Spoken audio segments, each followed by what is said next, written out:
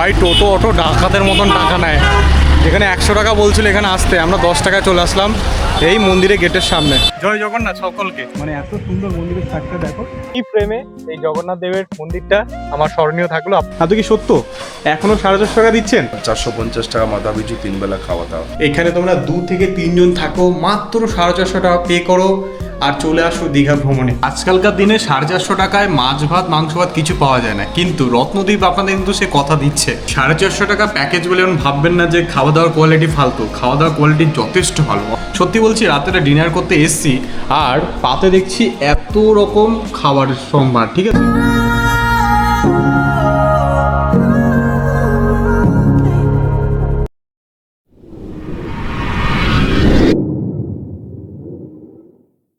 দীঘা ভ্রমণে এসছেন, জগন্নাথ দর্শন করতে এসছেন এবং সমুদ্র দর্শন করতে এসছেন, কিন্তু টাকা নিয়ে অনেক চিন্তা রয়েছেন। মানে 1000-1200 টাকা, অনেকে ভাবছেন মন্দির হওয়ার পর মানে রেটই বেড়ে গেছে। একদমই না। এখন আমরা চলে এসেছি সেই রত্নদ্বীপ পুরনো ব্র্যান্ডের কাছে, যারা কিন্তু এখনও বলছে নাকি 450 টাকা থাকা খাওয়া সবই দিচ্ছে। এখানে ম্যানেজারও রয়েছে। আপনি কি সত্য এখনও 450 টাকা দিচ্ছেন? এখনো 450 মানে আগে যেটা দিচ্ছেন সেটাও এখনও দিচ্ছেন? কি এখানে এখনো সেই 450 টাকা মাথা পিছু 3 বেলা খাওয়া দাওয়া। আচ্ছা, কোয়ালিটি কোনো ঘাটতি হয়নি তো এর জন্য? কোনো যেমন ছিল তেমন সেম প্যাকেজই চলছে, সেম খাওয়া দাওয়া চলছে, বেশ, কোনো রকম ডিফারেন্ট কিছু নেই। বেশ, মানে এটা কি কজন থাকতে হবে তাহলে 450 টাকা দিতে পারছেন? একটার মিনিমাম তো 2 জন থাকতেই হবে। আচ্ছা আচ্ছা, একটার তো সিঙ্গেল তো এলাও নেই, মিনিমাম 2 জন থাকতে হবে। 2 জন থাকলে আপনার 450 করে 900 টাকা হচ্ছে আচ্ছা প্রত্যেক দিনে। বেশ বেশ, ইনক্লুডিং 3 টাইমে ফুড। বেশ, 450 টাকা থাকা খাওয়া সব পাচ্ছে মানুষ, তাই তো? সব। ওকে, তাহলে আমার রুমটা দেখে নি, ঠিক আছে?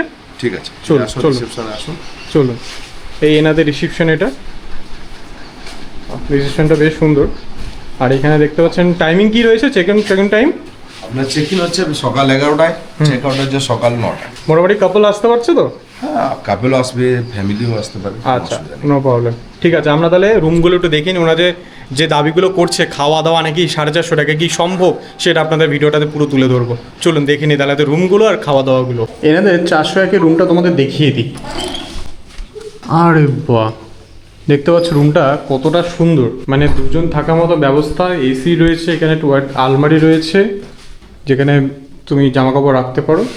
আমার তো রুমটা বেশ নিট অ্যান্ড ক্লিন লাগলো, পরিষ্কার পরিচ্ছন্ন। এই একটা বাথরুম রয়েছে, বাহ, এটাও নিট অ্যান্ড ক্লিন, পরিষ্কার পরিচ্ছন্ন দেখতে পাচ্ছেন। তো মোটামুটি 450 টাকায় আমি জানি না দীঘার মতন জায়গায় কোনো হোটেল কোম্পানি দিচ্ছে কি না।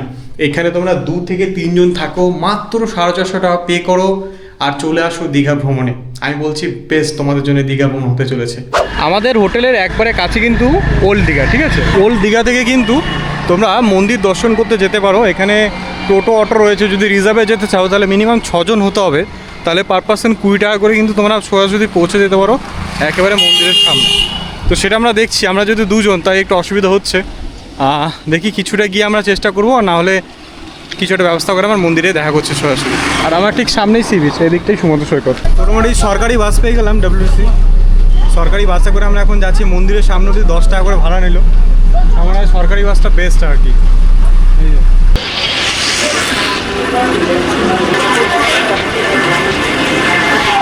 ভাই টোটো অটো ডাকাতের মতন টাকা নেয়। যেখানে 100 টাকা বলছিল এখানে আসতে, আমরা 10 টাকায় চলে আসলাম এই মন্দিরের গেটের সামনে। বেশ সুন্দর, এটা আমার ফার্স্ট টাইম আসা হচ্ছে। মন্দির যখন উদ্বোধন হয়েছিল তখন কাজের চাপে আসতে পারিনি, বাট ফাইনালি জগন্নাথ দেব আমাকে ডেকেছে, ভালো লাগছে খুব। চলো মন্দিরটা পরিদর্শন করাই। মন্দিরের প্রত্যেকটা গেটে বন্ধ থাকায় 6 নম্বর গেটে এসছি, যেগুলো আমাদেরকে সিম্বল দিয়েছে। এই কাছেই জগন্নাথ মন্দির, আর এই ডান দিকে জুতো রাখার ব্যবস্থা রয়েছে। দেখি একটা কাউন্টারে ঢুকি, জুতো রাখি। দারুণ লাগছে, দীঘার পুরো পাল্টে গেছে মন্দির হওয়ার পরে। পা এখন পুরো ঝলসে যাচ্ছে খালি পায়ে। চলুন ভিতরে যাওয়া যাক। দুঃখের বিষয়, আমার ক্যামেরাটা রেখে দিতে হয়েছে ভিতরে, অ্যালাউ নেই। আমি প্রদীপের মোবাইলটাতে শ্যুট করছি। তো বর্তমানে আমরা 6 নম্বর গেটে ছিলাম, ওখান দিয়ে অ্যালাউ করলো না। তারপরে আমরা 2 নম্বর গেটে এসেছি। আমি বললো 2 নম্বর গেটটা ইজ বেটার দেন, ঠিক আছে, 6 নম্বর থেকে। এখন দেখতে পাচ্ছেন আমরা জগন্নাথ ধাম মন্দিরের কাছে রয়েছি। আর এখানে এরকম একটা নাটমঞ্চের মতন করা আছে, এখানে চার্জিং ফেসিলিটি রয়েছে, খুব সুন্দর। যাই হোক, চলুন ভিতর দিকে যাই, তারপরে মন্দিরটা দেখাচ্ছি আপনাদের। তো জয় জগন্নাথ সকলকে। ভালো লাগলো দর্শন করে জগন্নাথ মন্দিরে এসে, মানে অনেকদিন ধরে আসার ইচ্ছে ছিল, আর ইচ্ছেটা আজকে ফাইনালি কমপ্লিট হয়েছে। যখন উদ্বোধন হয়েছিল তখন কাজের সূত্রে আসতে পারিনি, কাজের চাপে।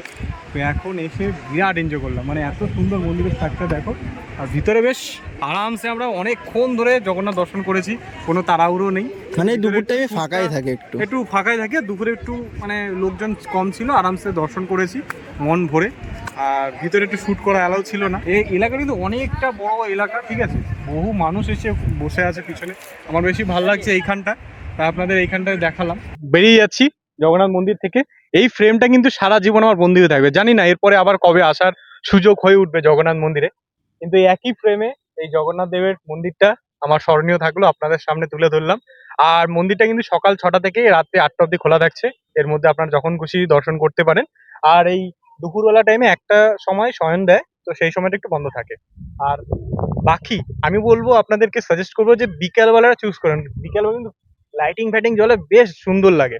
আর দুপুরবেলাটায় রোদ গরমে একটু চাপ থাকে, তাই আর কি। তাহলে কোনো ঝামেলা নেই, যা কার্পেট পাতা আছে আরামসে আপনারা পায়ে হেঁটে চলে যেতে পারবেন, সমস্যা কিছু হবে না।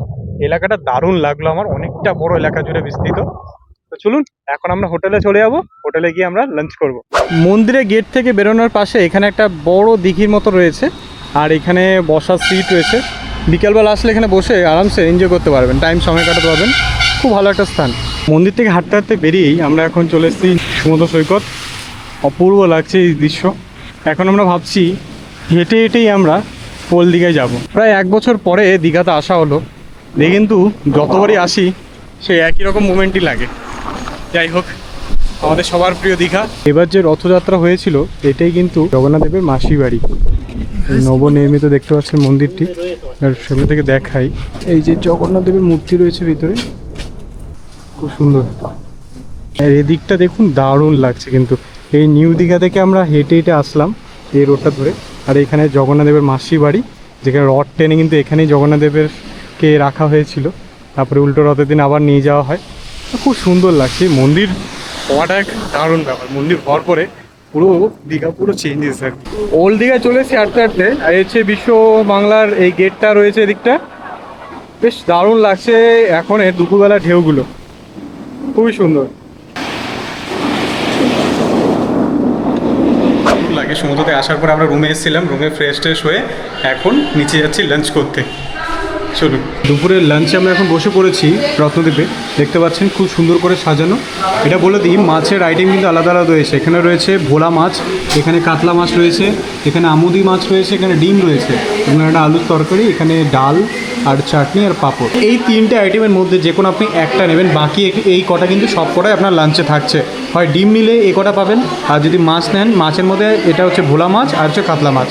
খাওয়া দাওয়া কিন্তু এখানে দুর্দান্ত। দুপুরের খাবার বলুন আর সকালের খাবার কিংবা রাতের খাবার, প্রত্যেকটা খাবার অসাধারণ, মানে ভাবাই যাচ্ছে না। 450 টাকায় এত কিছু ফেসিলিটি দিচ্ছে রত্নদ্বীপ। আমরা দীঘায় 2 দিনের ভ্রমণে এসেছিলাম, আর যারা যারা 2 দিন থাকবেন এখানে কিন্তু দেখুন ক্লিনিং কিন্তু প্রতিদিন করে দেওয়া হবে। হ্যাঁ ভাই নিজে করে দিল, বেশ দারুণ। কিন্তু এই সুবিধা আশা করি কোথাও দেবে কি, মানে এই রেঞ্জের মধ্যে 450 টাকা আপনি পে করছেন, থাকা খাওয়া সব মিলে, আবার রুম ক্লিনিং থেকে শুরু করে টয়লেট ওয়াশরুম সব ক্লিনিং, একবারে ঝাঁকাঝাক ব্যাপার একটা। আমাদের ফেরার পালা, বাড়ি ফেরার পালা। এবার সকালবেলা আমরা ব্রেকফাস্ট করে যাবো, এখন 9টা থেকে 9:30 বাজে। এই হচ্ছে আমাদের খাবার দাবার, 4 রকম আইটেম রয়েছে, আপনি যেটা খুশি নিতে পারেন। আমি লুচি আর তরকারিটা নিচ্ছি, আপনি চাইলে ম্যাগিও নিতে পারেন, এবং এদিকে ডিম টোস্ট রয়েছে, ঠিক আছে। এই 4 রকম আইটেম যেটা খুশি আপনি নিতে পারেন। এখানে 3 বেলা থাকা খাওয়া আপনি সবই পাচ্ছেন। ব্রেকফাস্টটা শুধু হচ্ছে যেদিন আপনি চেক আউট করছেন এখান থেকে সেই দিনই পাচ্ছেন। ওকে।